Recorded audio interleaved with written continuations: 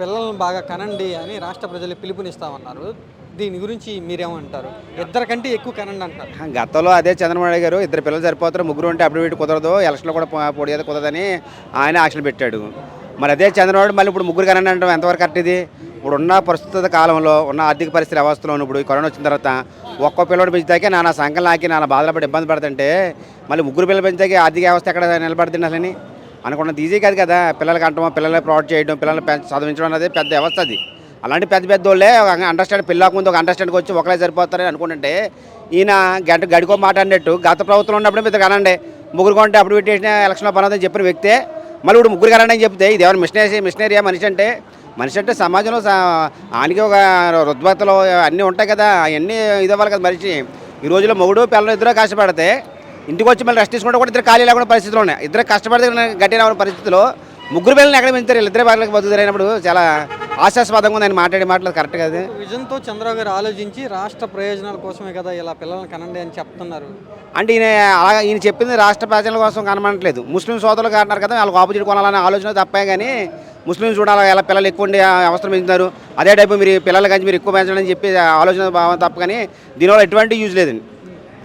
ఒకరు వద్దు ఇద్దరు ముద్దు అన్న వ్యక్తి ఇప్పుడు ఇద్దరే కాదు ముగ్గురు అంటే ఎంతవరకు కరెక్ట్ అది?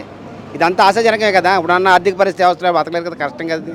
డబ్బులు బాగా ఇస్తానంటున్నారు, ఇల్లు ఇస్తానంటున్నారు, సౌకర్యాలు కల్పిస్తానంటున్నారు కదా, ఇంకేంటి అంటే ఇల్లు ఇస్తారో ఇంకేమిస్తారు? ఏమి ఇవ్వలేదు కదా. ఇల్లు ఒకసారి 4 ఇల్లు ఇవ్వలేదు కదా. ముగ్గురు పిల్లలు అంటాడు, ముగ్గురు ఇల్లు కావాలి, ఎవరెత్తారు? ఎక్కడ తీసుకొస్తారు? నువ్వు ఒక ఇల్లు ఇచ్చి వెళ్ళిపోతే కర్మరి ఇల్లు ఎవరెత్తారు?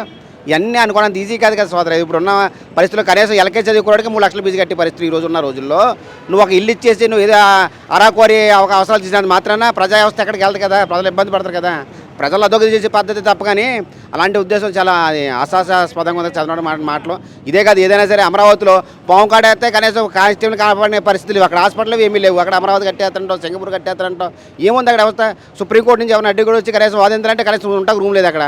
నువ్వు అక్కడ ఏదో ఆశాజనకంగా చేస్తాంటావు. నువ్వు చెప్పే ఆశ ఏమి అది ఎసులుబాటు కదా, చాలా ఆశ. మీరు చంద్రబాబు గారి విజన్ని అర్థం చేసుకోలేకపోతున్నారేమో అనిపిస్తుంది నాకు.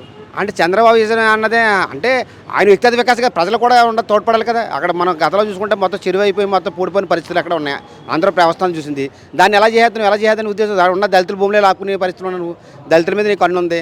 అలాగే ఎస్సీలో పుట్టాలని అన్న వ్యక్తి నువ్వు అలాంటి కుల వ్యవస్థ రేపు నువ్వే ఎస్సీ వర్గీకరణ అన్నదమ్ములు కలిసి మాలమధ్యలో ఉన్న వాళ్ళు మళ్ళీ ఎడకూడదు నువ్వే. ఈ విభజించి పాలించే విధానం నీకు ఇప్పుడు ఫస్ట్ నుంచి ఉంది. నువ్వు ఎప్పుడు ఒంటరిగా పోటీ చేయలేదు, ఎప్పుడు జంటగా పోటీ చేసావు, జంటకు వచ్చి తప్ప ఎప్పుడు నీకంటూ యోజన లేదు. ముందు నీ యోజన ఎత్తుకుంటే తర్వాత ప్రజలకు యోజన నీకు తెలుస్తున్న ఆలోచన. సరే, ఇప్పుడు చంద్రబాబు గారు ఇలా పిల్లల్ని కనండి అన్నప్పుడు రాష్ట్ర ప్రజలు ఆయన మాట వినే పరిస్థితి ఉందా? లేదు ఏంట్రా బాబు ఇలా మాట్లాడుతున్నారు చంద్రబాబు గారు సోదరా? ఇప్పుడు ఎవరు దారిని పోయి దాని వచ్చి నీ పిల్లలు ఎరుతారు ముగ్గురు కనంటే ఎలా కనేస్తాడు? పరిస్థితి ఈయన కదా చెప్పడం ఈజీ, చేయడం అనేది ఇదే ఆశాజనకం కదా అంతను. అది ఎంత ఈజీ కదా. ఓకే.